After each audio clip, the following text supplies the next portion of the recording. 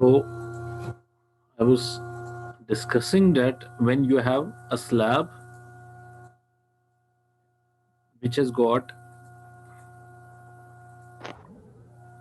all four ends, when it will have all four ends, this and this end, this C as well as D, all four ends, they are supported. In that case, you would have the load would go towards all the four ends from the center. So the shortest path and the best path is always going towards the corner. So it tends to go towards the corner from the center. Now, when you have a slab whose one end is quite large than the other, then in that case,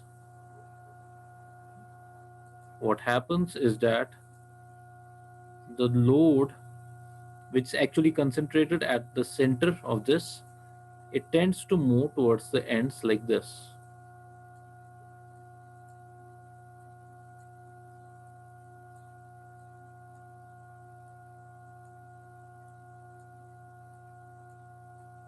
Now, because this end is also, if all the four ends are supported, this end is also supported, this as well, and this end, this support is also there. So obviously the load would also tend to go towards here, towards this support. So at the corners it would tend to move somewhat like this at the ends, and not like this. So this is the mechanism. Now if you take out any of the corner, any of the edge of this, of these slabs, and they are not supported, for example, now you have a condition of a two-way slab and its three ends are, this end is support, there is a support, this end there is a support. Support means a wall or a column, and this end you have a support, but this end, the fourth one, is free. The load would not go to the free end. The load being concentrated somewhere here, it would tend to move towards these corners, and it would tend to move towards the shortest path of this. So this would normally be the, but because now the load would be concentrated along the center line here, it would also move like this. So overall this tends to shift a little here. So in actual, this is how the load transmission would tend to happen for this type of a slab. Similarly, when you have a one-way slab now, which has got, for example, only these two ends first, let me say, take an example. Only these two ends are supported and these two are free. But because the load would naturally tend to go towards the shortest path, but now these two ends being free, the load has to then take the longer path. It has to, it's then concentrated somewhere here and it moves then along the longer path towards these edges.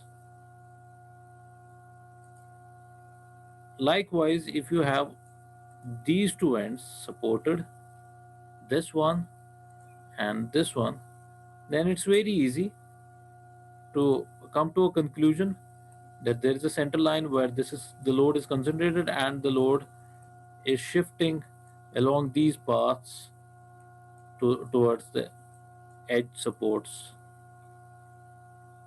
Finally, when you have a two-way slab now, and it's, for example, supported only on two edges, this one and this one, the load being concentrated here at the center. Now it would straight away tend to go from this center line towards the end supports. So this is the mechanism by which the load transference in slabs takes place. This is the load, these are the load paths. इसको हम load paths कह सकते हैं. This center line does not mean that all the load is there, and no, all the load is not there. This is just an imaginary line where we consider that all the load is now being concentrated, and then it's moving towards the edge or towards the supports. So because the maximum load is still there at the center of this, so the failure would first of all always happen at towards the center or towards the central line. In all these cases, it's here, it's within this, along the center line here. Within this would be the position where the failure could initiate. This is the point where the failure could initiate here. This is the point where the failure is initiating in this, and this is the line along which the failure is initiating here. So these are just imaginary lines that we draw. Now we have two theories to analyze. Predominantly we had two theories. One is linear elastic theory,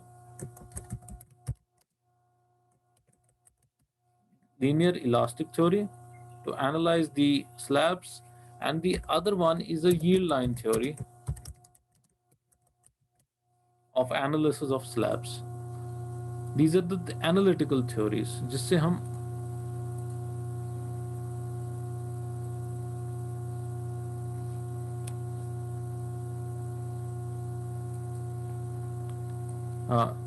we have two theories, linear elastic theory and the yield line theory. Now in the first theory, the linear elastic theory, the term itself is saying that we consider that the mode of uh, failure is dictated by the elastic properties of the materials. Now the material here being reinforced concrete, we already know that concrete is the more uh, brittle material out of these two, steel and concrete. So that dictates the failure. For example, if this is concrete, then this being concrete, you would always have certain point where up till which it's linear. Up till this point it's linear. Now what we consider is that the failure that is happening, this is an assumption here, although there is no point here which is both linear as well as elastic in case of concrete. But what we assume that when the failure is happening, the mode of buckling of the or the deformation of the slab is both linear as well as elastic. If I can show that in cross-sectional view, if this is a slab this is a slab cross section, as per linear elastic theory, the at failure point, the you can check, this is how the failure, this is the deflection, these are the deflections of this is the deflection that is happening of this slab, for example of this slab along the center line, or then you can say that the deflections are happening somewhat like this of this slab, and all the deflections that are happening are linear. These deflections are not somewhat like this, they are not taken as like this, not taken as like this, So the failure itself is also then, the behavior is itself linear. It's also considered to be elastic. That means it's not going into the plastic zone. So the failure is happening at the elastic zone itself. So this is an assumption, while as no such case happens in the real life. Then in a yield line theory is a much realistic theory. A yield line theory, these are all the diagrams I just made, these are all based on the yield line theory. What it says is that the failure is happening along certain points which are yielding first. Now, these points are yielding first because they are first of all at an angle. If you check, these are at an angle of 45 degree from here. So from the corners, it's at a certain angle, 45 degree here and 45 degree here. Similarly, from the center point, these are all starting at the center point. For example, here in this case, you can see that all these lines will be at the same angle of deflection at the center point. That means if there are four yield lines, there are four yield lines here starting from here, this point, this point A, they will all be converging at same point. This is a 3D view I am trying to make. This is a 3D view I am trying to make. यहाँ पर बीच में ये सारे along its horizontal means, जैसे मैंने यहाँ पर अभी बनाया, along this horizontal it's at certain degree, for example 30 degrees. Similarly, these are four different yield lines in different they are in the same plane. There will be a horizontal line about which all these will have the same amount of, these are four lines connecting like this. There are two more connecting at this point, and about the horizontal they are all at the same angle. So the yield line theory assumes that the yield lines converge at certain points, they are converging at certain points, and the yield lines are the points at which the failure or the cracking is initiated. And these are the points at which there is maximum amount of deflection happening, and these are the points where there will be maximum amount of movement generated within the slab. So there are three things related to this. Number one, there is a deflection, maximum amount of deflection happening along the yield lines. Number two, there is maximum amount of movement along the yield lines. These are all yield lines. This is yield line 1, I can say yield line 1. Similarly, this will be yield line 2, this is 3, and this is 4. So you have maximum amount of movements about the yield line, maximum amount of deflection about the yield line, and they all converge at a certain point. And about the horizontal, they are all at same angles. And yield lines tend to always go towards the corners or towards the shortest path. So for example, in this case, you have a central yield line, and then you have the shorter path yield lines acting in this direction. Then you would have the yield line going towards the corner, towards the जहां पर आप इसको corner मिल रहा है. So similarly here, these blue lines are the yield lines in this case, and again you would have a yield line. These are all actually what I have drawn, these are all yield lines. And what we mean now by, what is the difference between the two? In linear elastic theory, we generally consider that there is no yield line as such, and the whole behavior of the slab is both linear as well as elastic. This is a complete assumption that's considered there. In yield line theory, once the yield point is there is a yield line, and once about that the yielding point is reached, what happens then? Next, it goes into the plastic zone and the cracking starts and initiates in the slab. So these are the two theories about which the analysis of the slabs is done. Now, what we are what we are concerned about is the failures. Before going to, let's go into the design philosophy of the slab. Now, what is the design philosophy of a slab?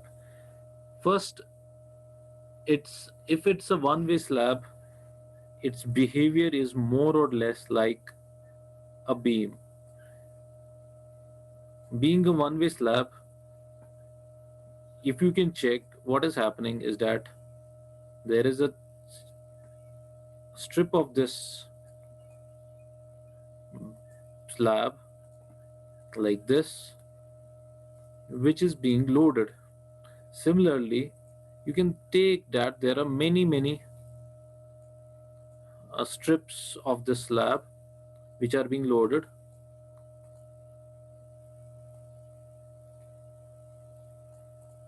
Now the mode of loading here is like beam, means then it's like in flexure. This means it's in flexure. These are different strips we can take. And why so? Because you just saw that the shortest path of load transference is like this. So every part of this slab will be loaded along this central line into different strips, and you can always design for the maximum load which is at the center of the slab along this central line, which is acting almost throughout the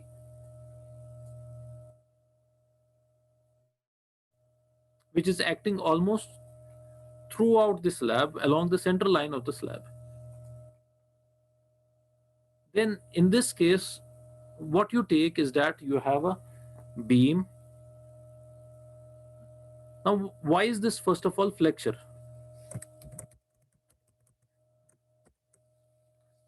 Why is the predominant mode here flexure? Because it's behaving in flexure. You have the beam being loaded, the slab being loaded in this mode, which is perpendicular, and it will tend to, what will happen when it's a one-way slab? It will tend to buckle like this or deflect like this. So if you take a page of paper, just take a page of paper which is quite long, you will see that it will tend to crumble like this.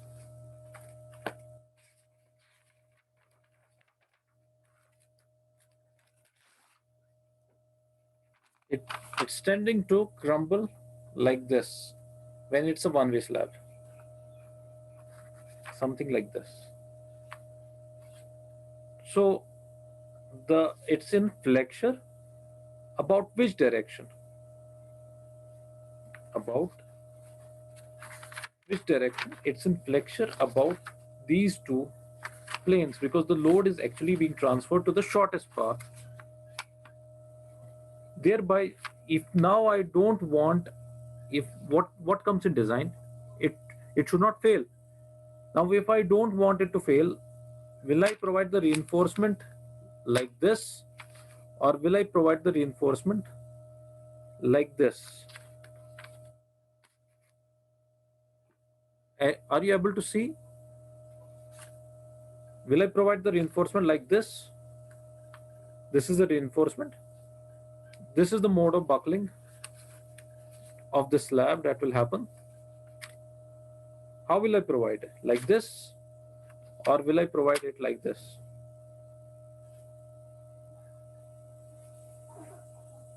Yes.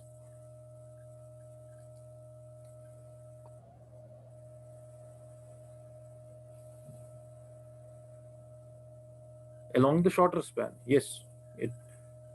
You have to provide it along the across the along or across the shorter span. This. Then it will not buckle, it will not deflect. That's what the design is meant for. So we do not want it to fail, so we are providing the reinforcement along the shorter span. So this is the design philosophy of the slab. Thereby, if this is a one-way slab, now whenever we take reinforcement in,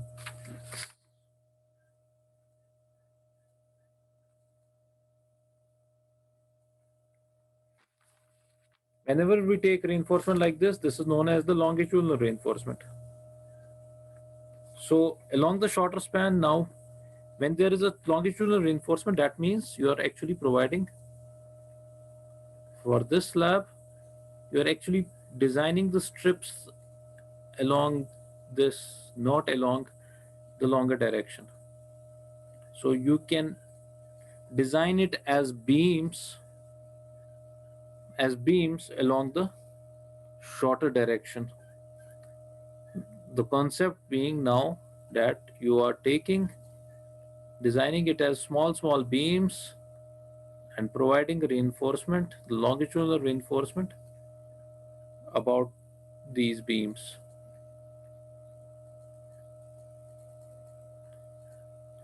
So for a continuous slab, these are one direction of longitudinal reinforcement, but these are the distribution reinforcements.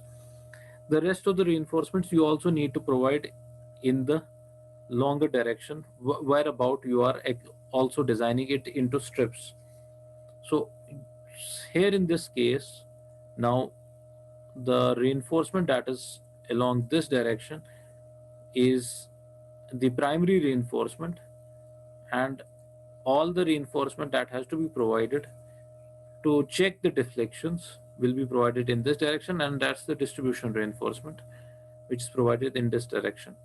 So this is the design philosophy of the one-way slab. So how do we design it? We design it in flexure. First, we design it in flexure. Two, we design such that the deflections are controlled.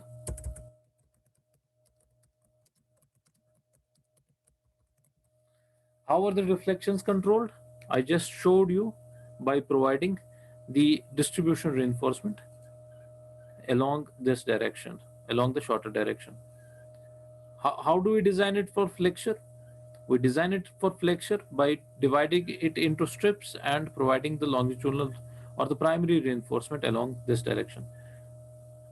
So this is the philosophy of design of the one-way slab. Now, what are the steps that we need to follow for design of one-way slab?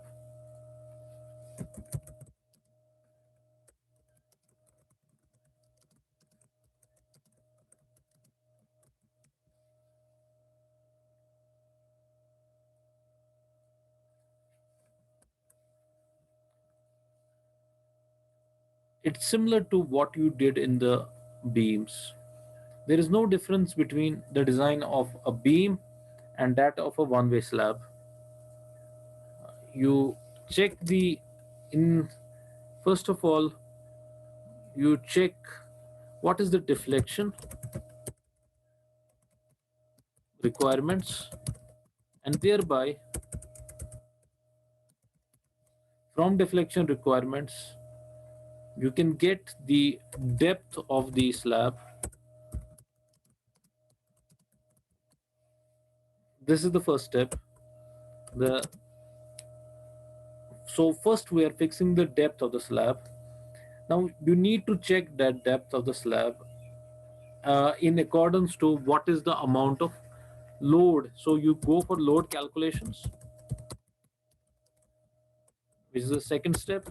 Third, now you are whenever you are designing this one-way slab, you have now have the load calculation. So you will be getting the moments at different supports along the length of the slabs. Now, if it's a continuous slab, you will get different moments at different ends. Finally, you're actually checking it at this point. After load calculations, you are checking whether the depth is where adopted is right or not. And fourth, then you go for the determination of area of steel required,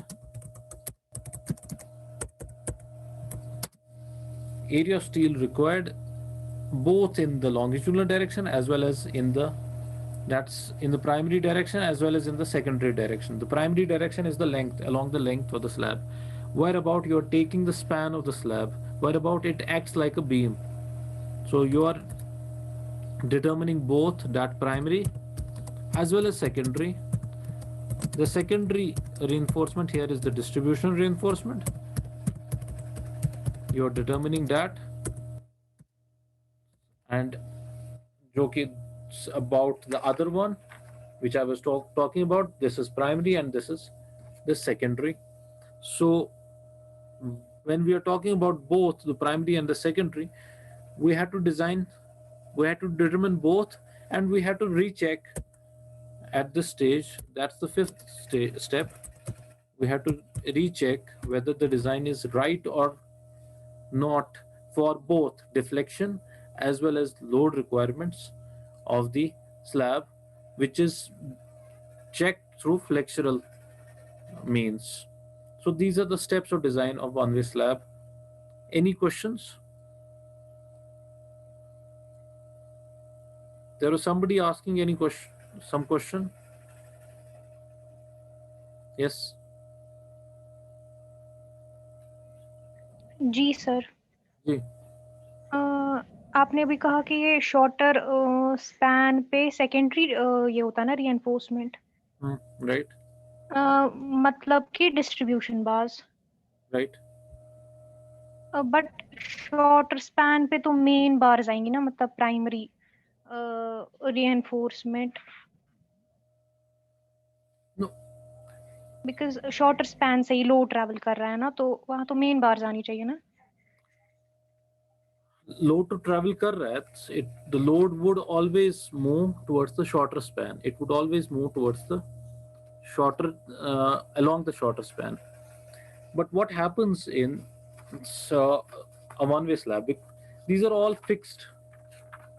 These are all fixed. So you need to understand these are all fixed. Now, when we are doing the design, wherever the load comes, if it's a one-way slab, the load would certainly go towards this end, right? Now, if these all four ends are fixed, then I could say that shorter span is the best direction along which the load is actually moving. But when do we treat it as a one-way slab? I just told you a condition कि ये it would lift like this. It would lift like this. The deflection would happen like this. अगर ये दोनों ends supported होते, then it would never lift. It will not lift like this. There will be a certain amount of deflection happening at the center, but there will be further deflection also happening in this direction then. So when all four ends are supported, there are less chances of it lifting and less chances of it getting deflected only along one direction. लेकिन अगर ये दो ends पे supported है, only these two ends पे supported है, then it's a true one way condition. तब हम इसको रियल वन वे कंडीशन कहते हैं. या इन दो एंड्स पे सिर्फ सिंपली सपोर्टेड है, इट्स नॉट फिक्स्ड, और इन दो एंड्स पे अच्छा खासा फिक्स कनेक्शन है, then it tends to lift up like this. Now in this case, there is a deflection happening along this direction, but the load transference is not happening because there is no support. हाँ, आप कहोगे कि support है, but there it's just a simple support, it has already lifted. जब lift हो गया तो load transfer नहीं होगा इस सपोर्ट पे.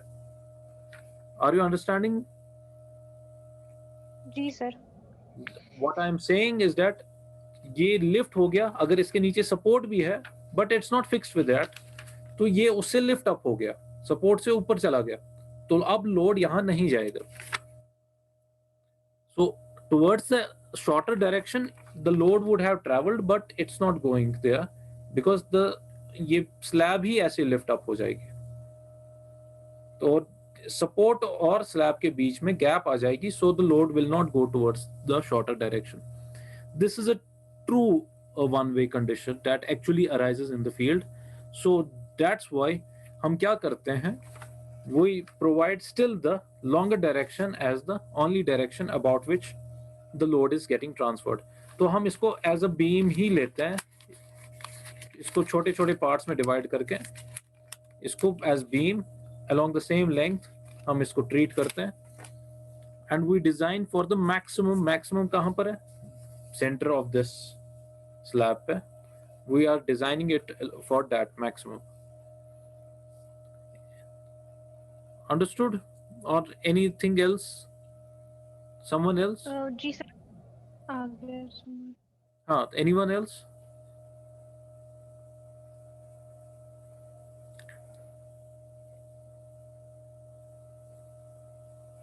Yes. So shall I continue? Then now for the deflection requirements of the slab. Now these are given in IS 456.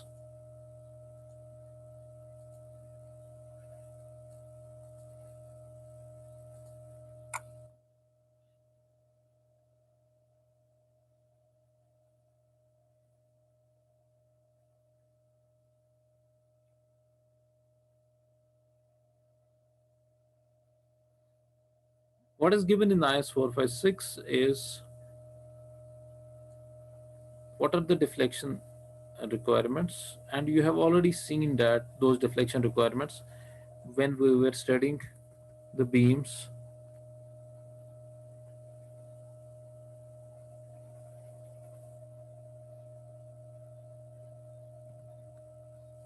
These are the deflection requirements from the control of deflection. Now this is meant both for beams as well as for slabs. So you take these requirements where span to depth ratios were given. Now for a one-way slab, if you are treating both the ends as simply supported, this end and this end you're treating as simply supported, then it's 20. Now if it's a continuous slab, then you have to treat 26, and similarly for greater than 10 meter uske liye, then you have to multiply by a factor, a modification factor. So these are the requirements which are given by IS 456 with related to the first thing, that is related to the deflection control. Next you have the load calculations, and you know how to do the load calculations. Now there are two methods to determine in the third step the moments. Either you properly analyze the structure, or there is one more method which is the moment coefficient method, which is given in clause 22 probably. Just a minute.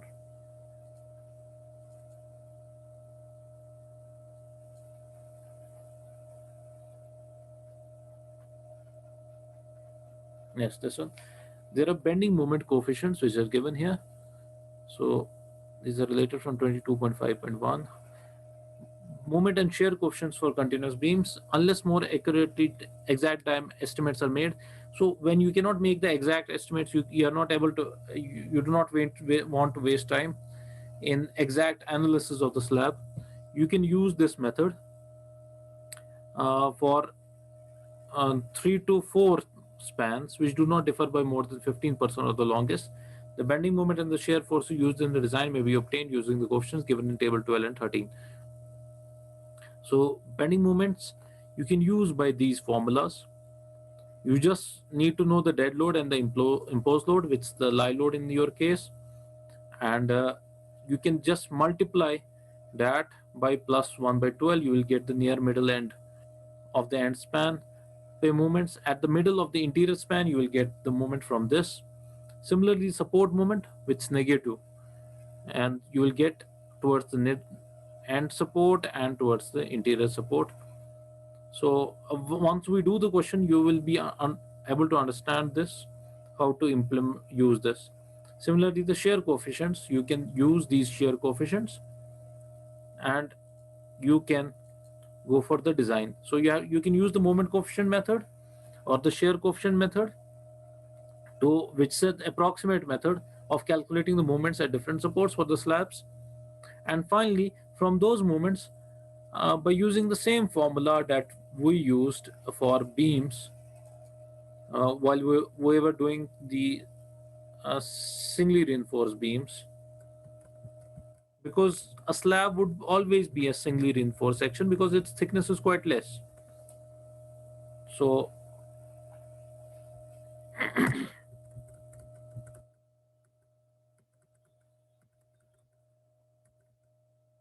you would be using this formula mu is equal to 0.87 this to determine the area of steel that you require uh, in the slab. And finally, you need to recheck for the different conditions. And there are more things related to how do you, where do you bend up the steel for shear considerations and for fixity conditions, what do you do. So we will have to also go through that. So in the next class, what we will be doing